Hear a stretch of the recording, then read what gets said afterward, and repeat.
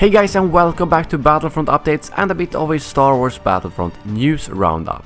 Starting off, we have a couple of tweets from Dennis Branwell, the Associate Design Director for Star Wars Battlefront, and he responds to someone asking if they are going to keep third person as an option in Battlefront EA, referring to the next game then. I really hope so, I love playing in third person. He responds saying that about 1/3 of our players play in third person, so it feels like it's here to stay.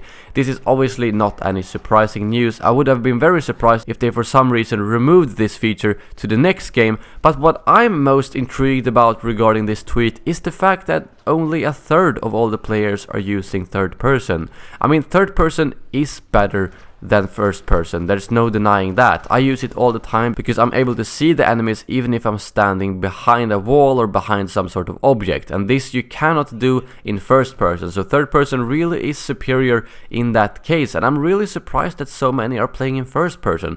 It is probably more immersive, I understand that, but in terms of gameplay, third person is better. So either people don't know that they can switch to third person, or people just prefer first person for some reason. But if you didn't know already, yes, you can switch to third person in the game. Another thing he responded to was someone asking if there could be a Fighter Squadron DLC playlist, basically putting all Fighter Squadron maps into one big playlist, and he said, I would love to see it, we will try.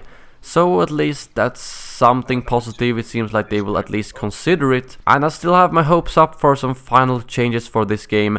Maybe sometime later during spring, when they start releasing the DLCs for free like they did with Battlefield 4, they might make some new playlists to include all the gameplay at once, so you could actually play like, I don't know, 20-30 maps in one rotation, and they could have stuff like this with the Fighter Squadron playlist. I think that would be pretty neat, and it's better to have it all mixed up in one playlist than to have them all in different ones, at least if the DLCs end up being free after a while. Moving on, I just have a quick note from all of you old Battlefront players that an original Battlefront alpha demo for Xbox actually leaked online a couple of days ago on Reddit. I thought this was very interesting, as this is apparently a build of the first Battlefront game about 8 months prior to the game's September release in 2004, meaning that this is a very early stage of the game, a little bit like the Battlefront alpha for the current game, and I will link you to the Reddit thread yourself where you can actually download that alpha, but you need to have a modded original Xbox in order to play it, so it's not something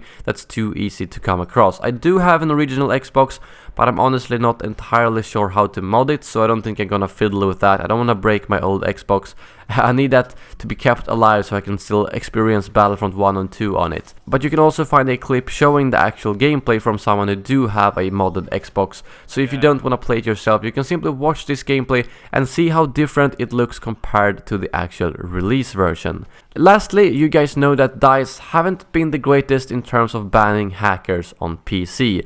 So one Redditor decided to put this up to the test. He actually uploaded a video on YouTube with him hacking, including his origin name and all the information they could possibly need to just ban him instantly. He did this as a test, as he was tired of just not seeing hackers getting banned, and by the time I'm making this video, it's about 24 hours since he uploaded the video, and he is still not banned according to his latest comments. And honestly, I think this is quite ridiculous, considering that they just need to have one employee, whether it's a moderator on the forum or like an origin moderator, who could just go around and ban these people. I mean, sure, I do understand that some people do need a lot of investigation, but there are a lot of super clear hackers in the game that for some reason are allowed to play for days and weeks without getting banned, and this is just another case of that. They could just see this video and ban his origin account right away, and that would be it. So I'm not entirely sure why it's taking so long, but I will leave a link to that thread as well, so if you want to follow along his journey and see when he actually gets banned, you can do that through his thread.